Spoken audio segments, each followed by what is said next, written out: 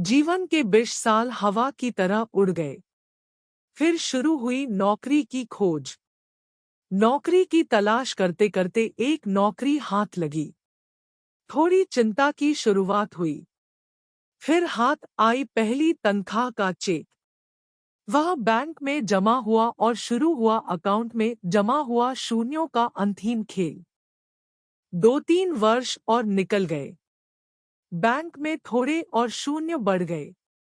उम्र 25 हो गई और फिर विवाह हो गया। जीवन की रामकहानी शुरू हो गई। शुरू के 1-2 साल नरम गुलाबी रसीले सपनीले गुजरे। हाथों में हाथ डालकर घूमना फिरना, रंग बिरंगे सपने, पर यह दिन जल्दी ही उड़ गए। फिर बच्चों की आने की आहट हुई।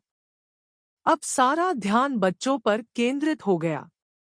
उठना बैठना, खाना पीना, लाड दुलार पल भर में कैसे फटाफट निकल गया पता ही नहीं चला।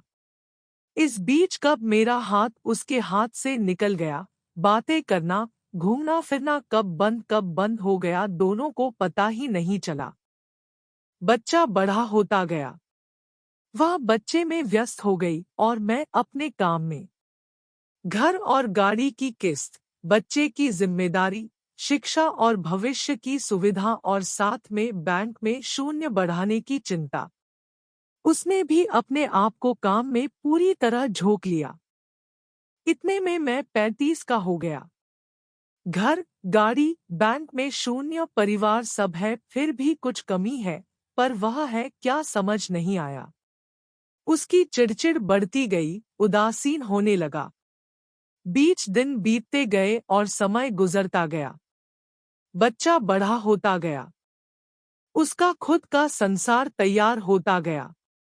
कब 10वीं आई और चली गई पता ही नहीं चला।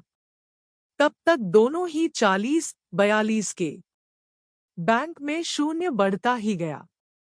एक नितांत एकांत क्षण में मुझे वह गुजरे दिन याद आए और मौका देखकर उससे कहा, अरे जरा तेहे आओ, पास बैठो। चलो हाथ में हाथ डालकर कहीं घूम कर आते हैं। उसने अजीब नजरों से मुझे देखा और कहा कि तुम्हें कुछ भी सूझता है, यहाँ ढेर सारा काम पड़ा है और तुम्हें बातों की सूझ रही है। कमर में पल्लू खोस वह निकल गई।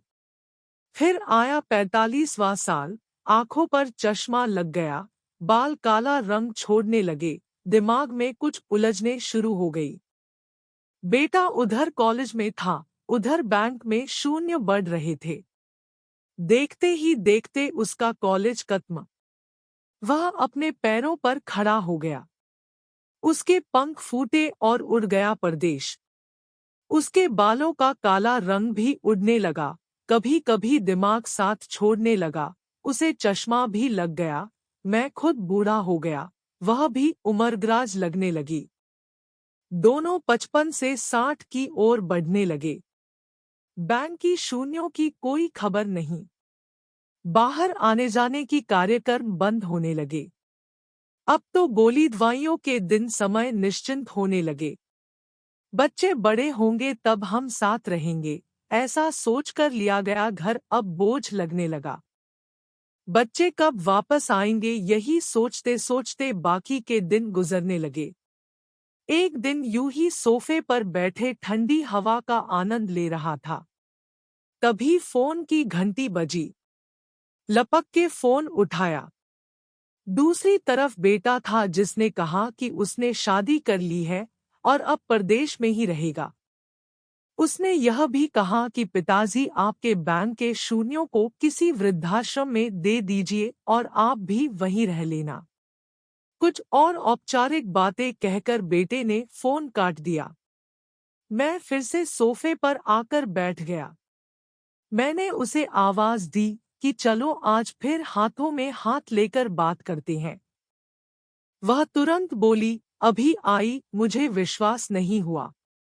चेहरा खुशी से चमक उठा, आंखें भर आई, आंखों से आंसू गिरने लगे और गाल भीग गए। अचानक आंखों की चमक फीकी पड़ गई और मैं निस्तेज हो गया। उसने शेष पूजा की और मेरे पास आकर बोली, बोलो क्या बोल रहे थे, लेकिन मैंने कुछ नहीं कहा।